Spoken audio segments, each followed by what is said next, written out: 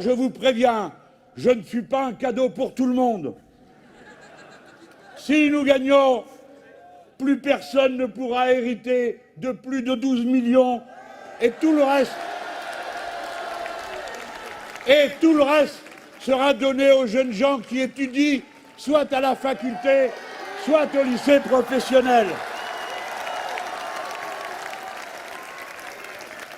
Si nous l'emportons, la classe moyenne cessera de porter sur son dos de pauvres bourricots toute la société. Il y aura 14 tranches d'impôts au lieu de 5, et tous ceux qui gagnent en dessous de 4 000 € paieront moins qu'avant.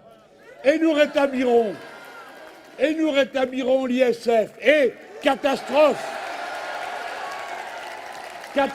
supplémentaire, il sera progressif. Le pillage du pays par une poignée de gens n'est pas sans avoir eu de conséquences. Figurez-vous qu'avec ces 236 milliards qui ont fini dans quelques poches dont je viens de vous parler, nous aurions pu quadrupler le budget de l'hôpital public. Nous aurions pu donner à chaque personne en France un chèque de 3 500 €. Le président des riches a organisé le ruissellement vers le haut, ça s'appelle un aspirateur.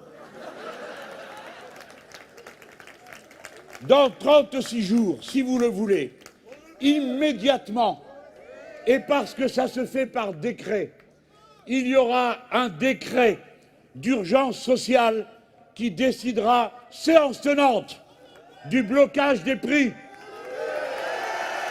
ceux de l'énergie et de l'alimentation, du blocage des loyers, du SMIC à 1 400 € net, et la convocation des négociations salariales annuelles obligatoires avec l'interdiction à toute société de distribuer plus de dividendes qu'elle ne donne d'augmentation de salaire.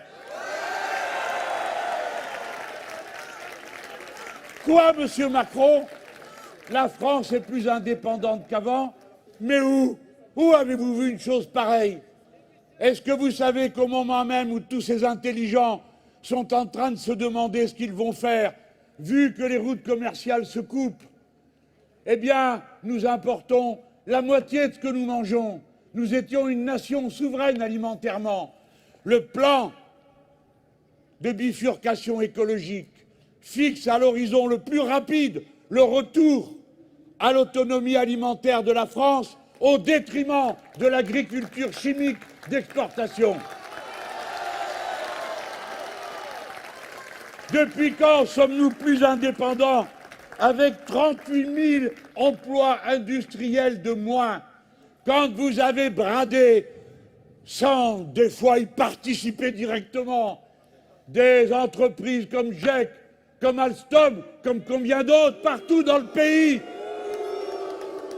Je rappelle aux puissants, je leur rappelle que le président de la République est aussi le président du Conseil de la magistrature, et que si la plainte et le signalement déposés par le député Les Républicains Marlex, qui a soulevé la question de l'honnêteté des opérations qui ont entouré la vente d'Alstom, si au bout de 3 ans, il ne s'est toujours rien passé, alors que dans d'autres domaines, et pour ne citer personne, on va beaucoup plus vite, croyez-moi, à enquêter sur le moindre centime qui traînerait.